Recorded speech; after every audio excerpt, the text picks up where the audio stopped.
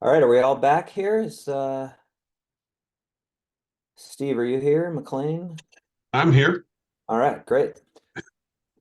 Okay. Definitely here. Okay. So for anybody that's new on the call, this is the time where you can introduce yourself, take 15, 30 seconds, say who you are, who you're with, drop your information into the chat. Or if you haven't been here in a while and you want to just say hello again, feel free. So you can raise your hand on the screen or use the button, and I will call on Aaron Peters first. Hi, Aaron. Good to see you. Hello. Yes, it's more of a reintroduction, so sorry for hopping on. But it is International Women's Day tomorrow on the 8th. And as many of you may know, if you read my newsletter, weeklyworkforce.com, every weekday this month, I'm highlighting the profile of a woman who is shaping the future of work. So I'm going to shamelessly plug for you to follow myself, because I would love to amplify the voices of incredible women, some of which are even in this room.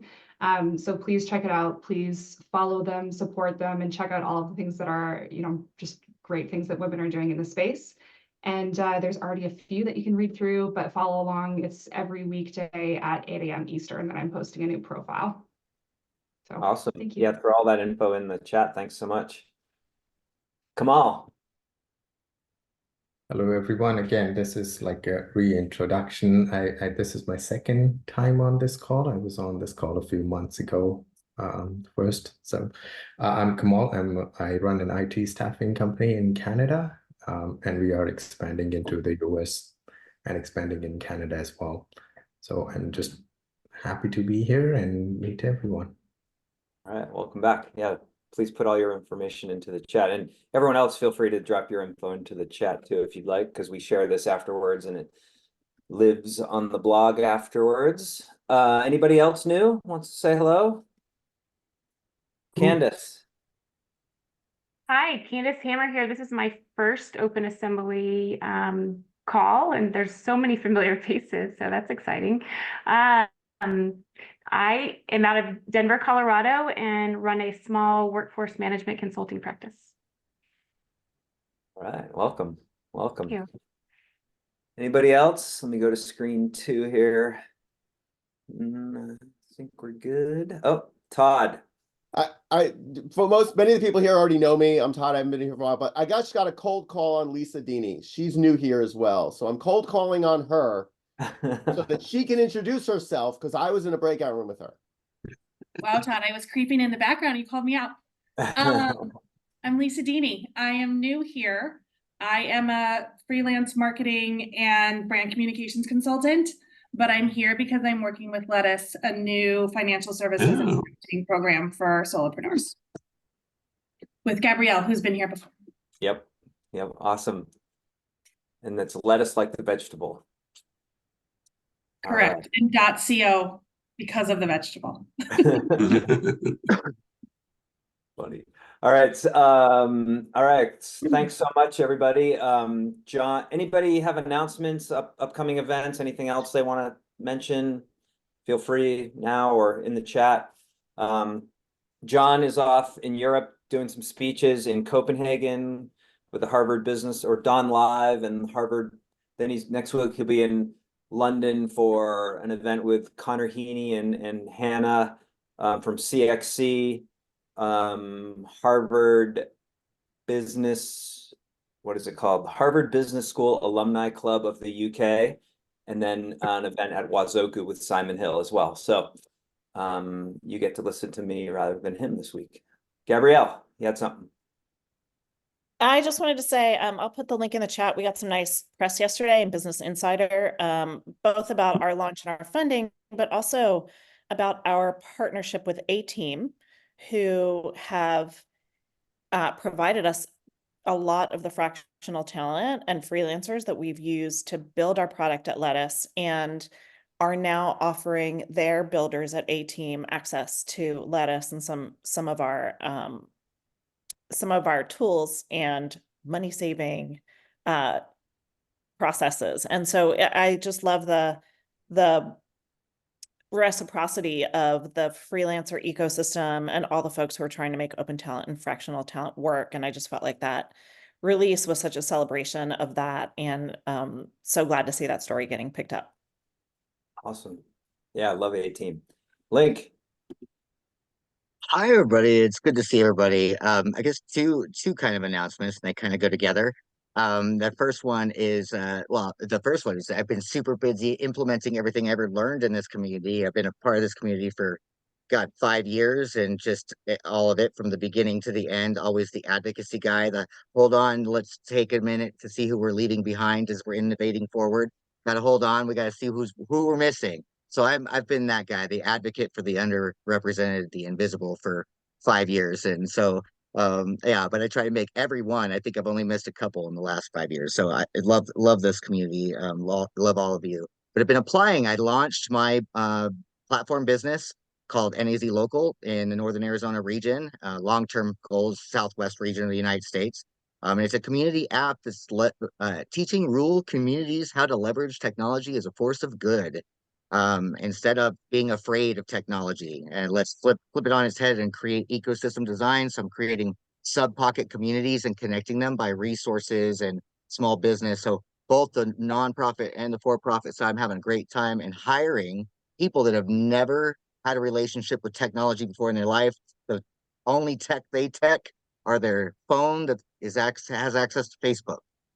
And that they Facebook, that's it. So I'm teaching them how to use Google Drive, spreadsheets, really, really basic stuff for the very first time, and hiring them like crazy. And they're coming out of the woodwork and saying, I want to build community in my community and learn how to do this remote flexible work and earn a flexible income. And maybe it won't pay my whole bills right now, but I want to do something and work for a company I'm proud of. And so I've been super busy and have not had a chance to actually promote, Brandon, you're going to laugh, the Nexus community. So if you've seen it on LinkedIn or you've gotten an invite, keep inviting people that you know.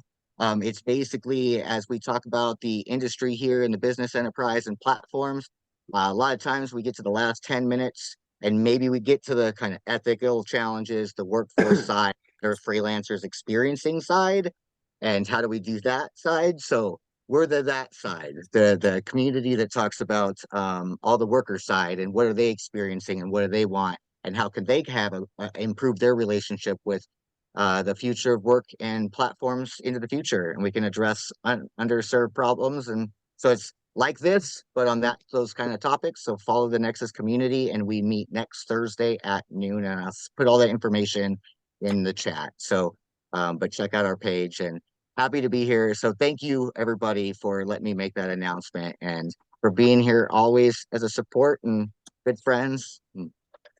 Thanks. Awesome. Thanks, Link. Yeah, great work. Okay, well, with that, I'm going to announce today's guest, Steve King from Emergent Research and McLean Robbins, the VP of Marketing at MBO Partners. They've got some great research that I think it came out like this week or today, maybe. Comes Next out week. on Tuesday. Okay. But I Great. have a preview link for everybody, so get excited. Perfect. And it's on, how freelancers are using generative AI, and definitely a hot topic, and one that I think we're all keeping our fingers on the pulse of. So with that, I'll pass it off to these two, and I think we're going to keep this like an open conversation. So feel free to raise your hand, ask questions, keep it interactive, and let's have a great conversation. Steve, McLean. Thank you. Thank you, Brandon. Let me share my screen. Do you guys see it? Yes. We can. You're on slide 8, Steve. Oh, good. Oh, good. Oops, but I'm at the end. Yeah, we want to talk. McLean and I are going to talk today about study we've done looking at how we call them independent workers, but we really like shout out to Brandon for his idea on the title for today, and in fact, we're stealing part of that for the title of the report. So shout out to Brandon, but he also gets bonus points because he said he got this title by working with ChatGPT. So not only did he come up with a good title, but he also used the technology we're going to discuss. And so today we are going to discuss our research on how independent workers and freelancers are using generative AI. And this is we did a large survey. It's a little dated at this point, particularly given the pace of change. we did that late last summer. And then we did a series of interviews starting in January and finished up just a couple of weeks ago. So we have quite a bit of a range of information, both survey and interviews, but it is also specifically on generative AI, and we described in the survey what we meant by generative AI with ChatGPT and the other potential generative tools. So that's what we're going to cover today. McLean, let me turn it over to you just for a minute or two to talk about. I'm with a little research and consulting firm. We study the future of work. McLean, why don't you describe who MBO Partners is one of our clients. So why don't you describe who MBO is? Absolutely. Thanks, Steve. So excited to be back here today. I've been sadly remiss in joining this meeting as often as I would like. We're really excited to partner with Steve on all of our research for this State of Independence series. So MBO Partners by size is the third largest direct sourcing platform in the world, according to SIA, but the largest direct sourcing platform specifically for high-end, high-skill independent talent. We have a full end-to-end platform that goes from compliance through to direct sourcing all the way into true workforce optimization. And one of the ways that we spread the word about our services is by advocating for the industry in general. And so this research is part of our larger series called The State of Independence in America, which looks at the size, sentiments, and trends impacting the American independent workforce.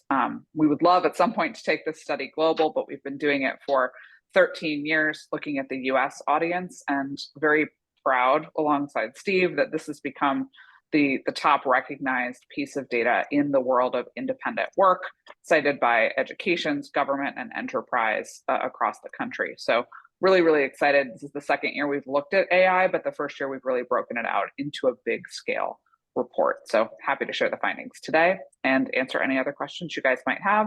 I'm going to drop a preview link to the full report in the chat when we're done as well. Technically, this releases on Tuesday, so please, if you don't mind, don't share it widely on LinkedIn until then, but more than happy to let you guys take a preview of the full data set. Yes, back to you, Steve.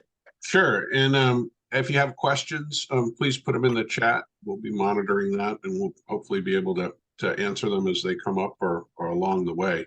So let's do that. So let's get started. The generative AI. The most interesting thing to us about the generative AI is it's basically unprecedented.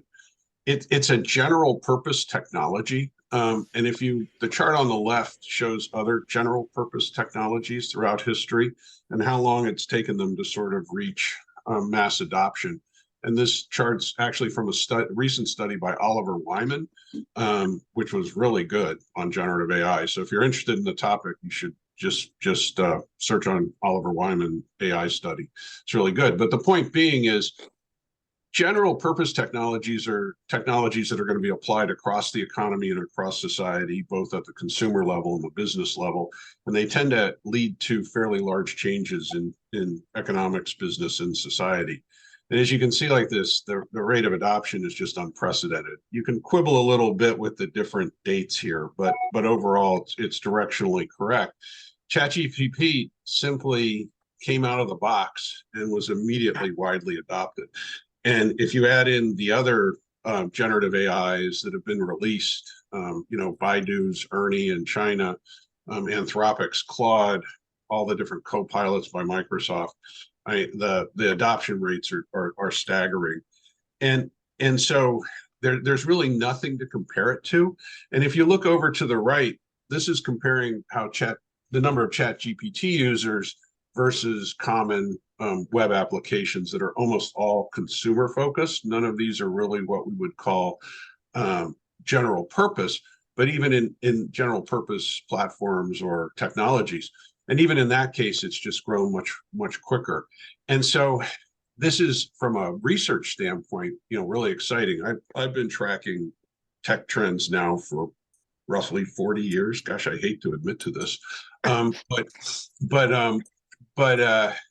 What I know is we've never had anything like this. And my favorite line, and I don't know who to attribute it to, it's not mine, but I've seen it multiple times, is that its impacts are going to be mundane and monumental, and I'm in complete agreement with that. So one of the things that you learn when you track and forecast trends and shifts is the 4 words that are most wrong in forecasting are "this time is different." And because of that, at our firm, we almost never use those words. And guess what? We're using those words for generative AI. This time truly is different. So as we start, keep in mind that the pace is really, really unusual. And it's very hard to keep track. And even in our interviews in December, we were hearing different things in our interviews in February. So even in a couple months, you start to hear the shifts. So let me jump into independent workers and freelancers. Pretty much everybody's heard of it. Actually, I didn't even, about 92% report that they've at least heard of it, with 74% of independent workers, freelancers, reporting that they're familiar with the idea. And a pretty staggering 37% reported that they're already using it in their work. Now, when you ask people questions about stuff that's hot or topical or exciting or aspirational, you get in survey work what we call the false positive problem, which is people who really aren't using it say they're using it. And we ask a few screening questions to try to screen some of those folks out. But I would still say that 37% number when we asked it is a tad high, but it's clearly in that range. And I added over on the right on the slide is some data from a Slack survey that was done in January. And they surveyed desk workers, which is a fairly similar pool as to what we survey.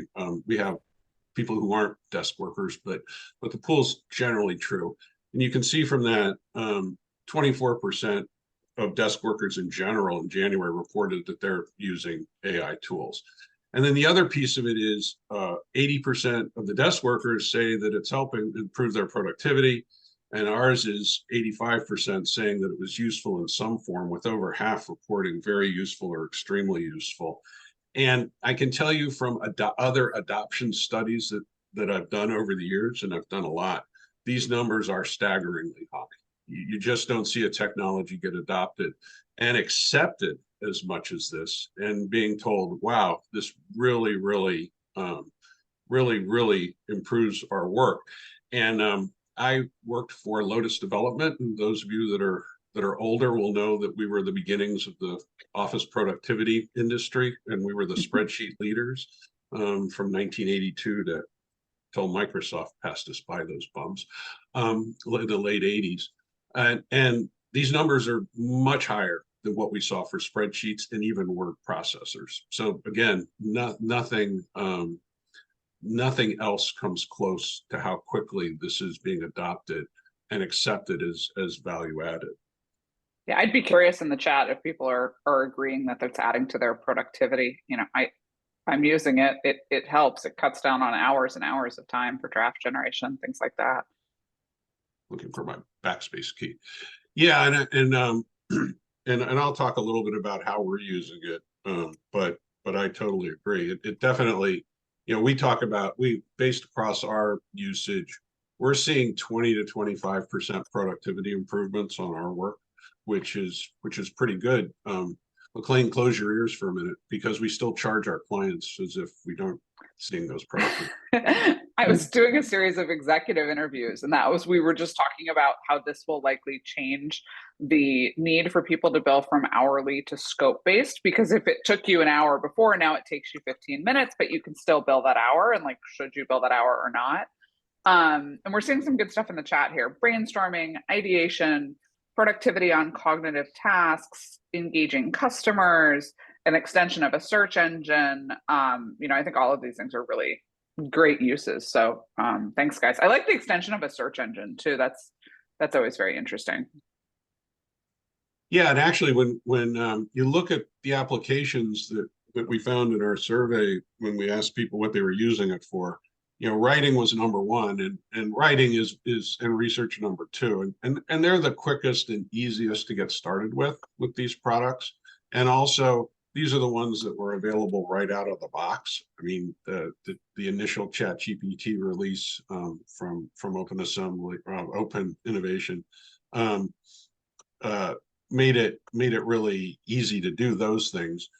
Other things have been coming online, particularly in the creative fields, and we'll talk a little bit more about that later. Marketing is of course a very popular thing, and we're seeing a lot of work in terms of a lot of the mundane day-to-day work of marketing, of creating images, displaying images, design, and so forth. And certainly administrative and productivity. Programming over on the far right is 9%. That's only because that's of our entire pool. If you look under the hood at people who say they do some form of programming, it doesn't mean that they're professional programmers, although they're included in there too. If they also tell us that they're doing some form of programming, of that group, about a little over 70% say they're using it regularly. So programming is actually one of the places where it has the highest share of usage. Relatively low just because their numbers are relatively low to the other sections of the field. Interestingly enough, we're seeing massive plans to continue to adopt. Over the next 2 years, 73% of the people, basically doubling of independent workers, say they're planning to use Gen AI or continue to use it if they're current users. And the current users are telling us that about 95% of them said they're going to continue to use. So not a lot of people getting discouraged. Some are, but not a lot. And then the people that aren't are jumping in. And the word of mouth on this is really amazing. And so what's happening is independent workers are hearing from others how much they're using it, and they're quickly coming on board. Over on the right, I put in this 35% said that their work likely won't be affected by it, because there are a lot of professions that generative AI probably won't have much impact, at least for the next 5 to 7 years. And 35% said, I won't be impacted. Now, those of you that are math oriented may have already done the math and see that 73% are going to use it, 35% aren't affected. That's 108% of our respondents, which obviously isn't going to happen. Yeah, and that's another example of what we call the false positive issue. And in this one, it's interesting because when you actually look at the 35% who say it isn't going to be affected, about 8 or 9% of them say they're going to be big users of it. So I don't know if they are switching fields or what, but it's another example of the hype around Gen AI and what we call the false positive problem. But one thing's clear when you kind of look through this data and you look through the survey and you go through the interviews, is everybody's excited about it. Almost everybody who can use it is planning on using it. There's still a lot of work to be done around how they do it, but it's on its way. It's interesting, in our interviews, we asked pretty much everybody, how should they get started? If they're giving advice to people. And the interviews were people that were pretty advanced in their use of generative AI. They were frequent users. They were using it for multiple applications. And they were showing that it was effective in their work. And the do's around it are pretty straightforward in terms of other types of technology adoption. And so yeah, starting small, experimenting, focusing on improving productivity, trying different tools, and then growing it and getting bigger. There was a lot of talk about continually evaluating the results. And the main reason for that is the don'ts that we heard. And what we heard very consistently is they said, don't get distracted by generative AI and go off down the rabbit holes and try to do massive big things. That was a pretty common don't do it.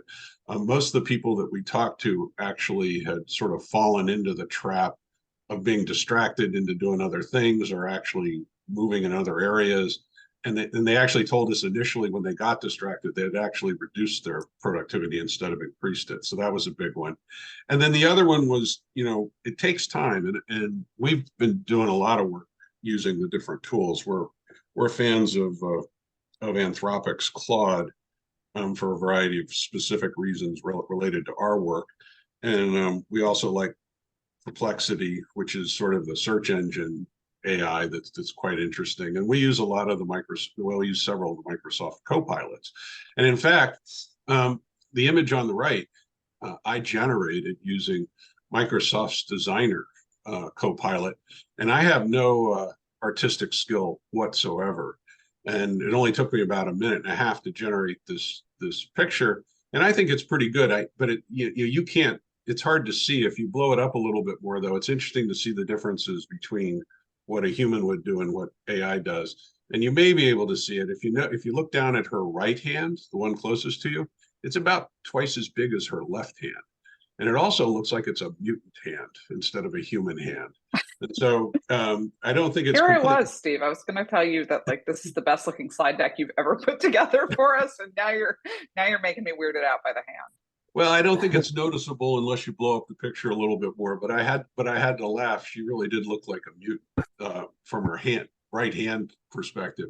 The prompt I used for this was a simple one. I just asked us to give me a image of a knowledge worker who was focused on their work and using a Gen AI tool.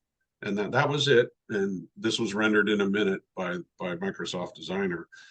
So pretty straightforward, particularly if you're someone that has no artistic ability whatsoever, like I do. And so it's fun. But having said that, I then, I generated all sorts of stuff for my kids and my relatives, and wasted pretty much a day and a half playing with it. So I fell to the don't get distracted. Now, fortunately, I can get distracted. I'm self-employed. Nobody's going to get mad at me, but the distraction level is clearly quite high. One of the really interesting topics right now is generative AI going to help us or hurt us in various forms? I loved some data recently. Yale University had a bunch of CEOs in, and they asked them if they thought AI would destroy humanity in the next 5 to 10 years. And 42% said yes, or that they were highly concerned that AI would destroy humanity. And so this is more, which is obviously worse than just taking your job. And so there's all this talk about that versus jobs. And we were a bit surprised that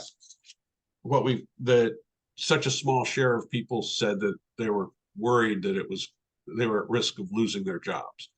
And other studies actually came up with pretty similar data. Gallup had 22% in general thought they would be replaced, or worry that they'd be replaced. Slack, a lot of the surveys asked about being concerned about AI or worried about AI. Ours was specifically about being replaced. And it's interesting, it does add up. I mean, a quarter of independent workers and a third of traditional workers over the long term feel their work is at risk of being replaced. But it was actually lower than we thought. And I think in our interviews, it came out, there's just a lot of things that Gen AI can't do yet. We heard things like customer interactions, manual tasks, obviously, insight generation, creativity, judgment. And so a lot of these independent workers feel that, yes, it will replace parts of what I do. It will augment parts of what I do. But you're still going to need a human in the loop.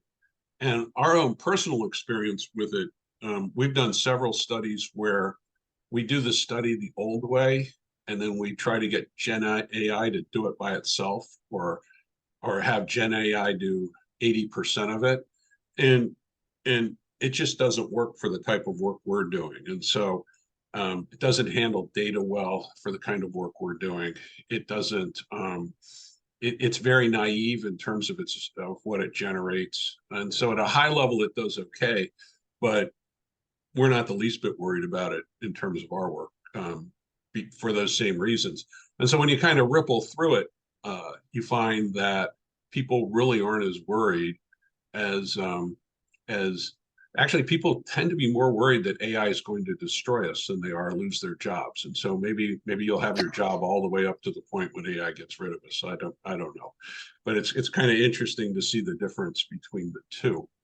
Now, having said that, in the interviews, it's clear people are concerned and worried, and they're trying to upscale, and they're more worried about losing their jobs to somebody else who has better AI skills than they have. And so they're not naive about the risks. They just believe that many of them believe that they need to stay ahead and work hard on upskilling. And the other thing that comes out very clear in both the surveys and in our interview work is that the more experience people have with generative AI, the more concerned they are that they will lose their jobs. And the field where we see one of the fields we see this the most is in terms of creative professionals. And if you look at the data here, you'll see that the familiarity rate's substantially higher for creative professionals. The share of independent work, well, in this case, the creative professionals are both independents and people with traditional jobs. Their usage rate is almost twice that of non-creatives, and their fear of being replaced is almost 3 times higher in the case of, well, a little more than 3 times in the case of independent workers. And so this is, in our work, you try to identify edge groups or key groups that you think are going to be leaders in one way or another to understand. And you focus in on them and you study them, and because what happens to them is most likely going to enter the mainstream. And we believe that in the terms of the creative professionals. Back in 2014, there was all sorts of automation studies that came out, a very influential one out of Oxford University that listed the professions that would be eliminated by artificial intelligence. And this, of course, was early artificial intelligence. And it was interesting, 2 of the top 5 were accounting and bookkeeping. And so we started studying them in terms of the probability that would actually happen as a proxy for knowledge work. Now, we quickly decided that those studies were wrong, and in fact, there are more bookkeepers and accountants today than there were 10 years ago. And in a similar vein, we think creative professionals are the key group to watch today, and that's why we call them the canary in the coal mine. And this is another one of my brilliant artistic creations. I'm so excited. I got kicked out of art class as a child because I was so bad, and so it's fun to be able to create that. But I wanted to bring in Todd Brose, who was talking earlier. Todd's really on top of this because Todd is a creative professional himself, but he's also teaching a class, AI for Artists at the School of Visual Arts in New York. And so he has a pretty deep expertise in this. So Todd, wherever I can't see you right now. Are you there? You can't see me, Steve. I'm here. Thank you for this. And yeah, bottom line is, I think that creatives are, in fact, the canary in the coal mine. And part of it is because of the subjectivity metric.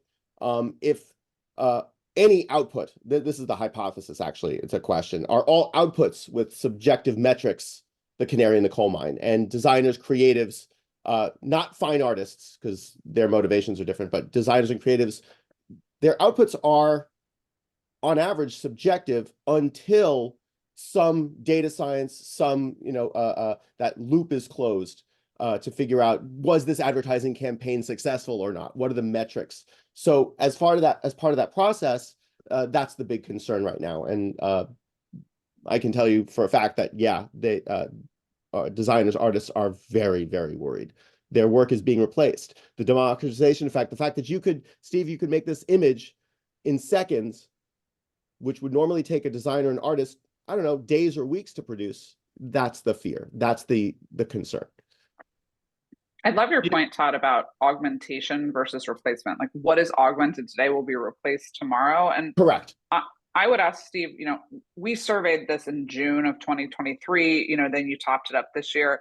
I would wonder if the fear or even the risk of replacement, do you think, I mean, I would think this is going to go up significantly as we survey again next year, just because people had more time to get familiar with it. Would you agree with that, or are you're not willing to make the prediction? No, I think so, but it's interesting that the Slack survey was done in January, and it didn't come in any higher than our data did. And so I was a little surprised by that.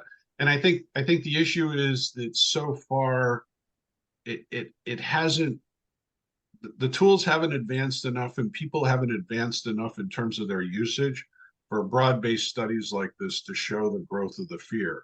And I think that's why narrowing in on key professions, which is one of the things we'll be doing in our next round of studies, like creative professionals. There's a few other professions where this is happening. Lawyers is another good example. Narrowing in on that group, actually paralegals is probably the right word for the legal profession. Narrowing in on those groups and understanding people that are the leading edge cases, what's going on with them. And I think this the creative professional piece, we're already seeing it's up to 29%. I think it'll grow quite a bit. And so by following the leading edges and the leading professions, I do think we'll see the concern and the fear that job replacement, we do think we'll see that grow quite a bit. The general number, what's going on average, is going to lag that quite a bit, we think, because of the nature of what generative AI is. And so a lot of the general numbers, and when you're looking at survey data and it shows how people are concerned or worried, they're going to lag what's actually going on under the hood in the economy. And so it will go up. It probably won't go up as much as we think. So I said we were surprised it was so low to begin with, but it takes a little while to get a good sense of just how powerful this stuff is. And then Todd, in your case, like if you were predicting what's going to happen to creative professionals, you're more negative on this. I'm in the techno optimist world, and so it's important that I hear from people with more reality based. I don't want to be the negative. Look, there's a reality to this, and I think that I'm going to quote two people. Kareem Lakhani said the marginal cost of creativity and cognition is dropping to zero, and we have to explore what that means.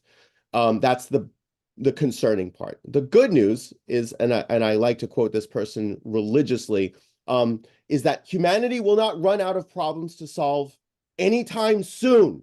And that's from our very own Steve Rader. I quote those two people in every single class. And so the ramifications of this are negative in terms of what your job is today. If you think or create for a living, if that's how you generate revenue, your job will be eventually replaced by artificial intelligence. This is my prediction. That's bad news for many people. It's very uncomfortable. But then when I sit down and I show the latest technologies, which, quite frankly, are agents, that's where most people get scared. They're like, wait a second, you just automated what normally would have taken me weeks to do, and it took seconds. At the level of, and again, this is the subjectivity. At what level? At what quality? How much human in the loop is needed in that case? And when I give those demonstrations, it's very disconcerting. Yeah. And when we look at this, we see a similar thing. There's a lot of work to be done. There's a whole bunch of people who believe we're going to have labor shortages going forward because of demographics. So at the same time, smart people are predicting that we're going to, everybody's going to be unemployed. Another group of smart people are predicting that we're going to have massive labor shortages over the next. I want to talk to those people. Who are the labor shortage people? We need to get them in the room at the same time. Oh, we could bring them in. Yeah. But I think that the issue is when you look at it kind of like we do, you as an economist, you say, oh, well, it'll cause economic dislocation, but we'll get through it. And of course, manufacturing went through economic dislocation. It sounds very clinical, but economic dislocation was extremely painful for millions of people. And I think we're definitely going to go through the same issues here. So yes, I think in the end it'll be fine, but a lot of people are going to lose their jobs and have really struggled because of this stuff. Is kind of my view. So anyway, on that cheery note, what I did do is, one of the nice things is that our future AI overlords are kind enough to talk to us about how to compete with them and how to deal with them. So I did ask Claude how freelancers should compete with generative AI. Claude actually gave me like 30 things and like 10 pages of output. So it's something that Claude's been giving a lot of thought to. But these are the top 5, and it is kind of interesting when I looked at them as the top 5. I won't go through them all, but I found it kind of paralleled a little bit how our business, my little firm, which is just me and my wife, how we've done over the decades we've been in business, which is, over the course of time, we've had to specialize and niche down more than at a regular pace, kind of. We started out initially doing broad-based corporate planning and market analysis, and now we're pretty much focused on doing that, but doing that looking at micro businesses and independent workers. And we basically try to do these other things. I wanted to go down to continuously upskill and adapt. And independent workers and freelancers already understand that. We see that in the data we have from our surveys and from research done by many other people, that they are more likely to be upskilling, training, and spending more time on it than traditional employees. And that's because their livelihood depends on it, and they can't count on traditional employees, traditional job employers helping them. So I think these are really good advice from Claude on how we can move forward if you're trying to compete with generative AI.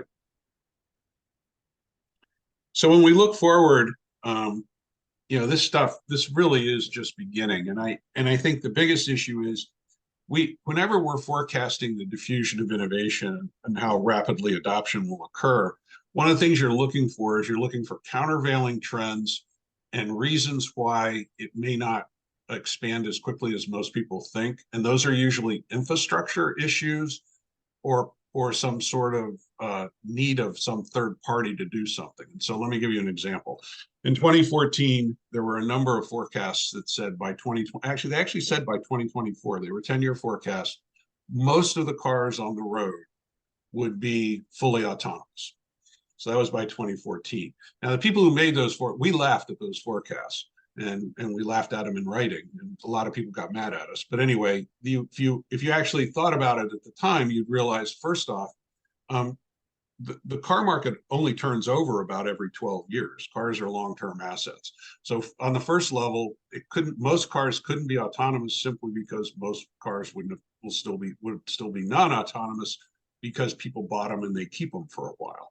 And then all the other things that had to happen in terms of regulatory approval, insurance, a whole range of things made it clear that autonomy was not going to happen, even if the technology was available. And we didn't believe and would work, and we didn't believe that either. And so when you start doing this diffusion of innovation, you start looking for these countervailing trends and forces. And when you look at it with Gen AI, there's kind of nothing countervailing at this point. The one thing may be, government regulation, but you can't count on that. So the first thing is, it's moving forward, and there isn't much pushing back on it. And then the second thing is, it's low cost and it's easy to use. And so, yes, I generated a picture I asked for a 19th century runaway train racing down a hill. And so that's my third artistic creation today. And I love this one. I think you can see the two men that are just calmly standing on the car back there as it goes hurtling down. That seems a bit unrealistic. But also, if you blow it up and you measure them compared to the size of the car, this is either a miniature train or those people are about 9 feet tall. I actually pulled it up and pulled up some other stuff and did some comparison. So it didn't quite get the perspective right again. But anyway, it's a fun image. But the bottom line is, this is a runaway freight train, The tools are free or low cost. They're accessible to anyone with an internet connection. People, when we do the interviews, the users do understand there's an arms race going on, and that arms race is between them and other freelancers who use Gen AI. And it's also an arms race between them and the Gen AIs themselves. And so as people become more fluent with using Gen AI tools, we'll just see this continue to accelerate. So it's going to be, and if you're a researcher like me, this is like candy. This is so much fun. If you're a worker that's going to be replaced, less fun, but for me, it's a lot of fun. So with that, we still have a few minutes left, I think, 3 or 4 minutes, if we have any questions or comments.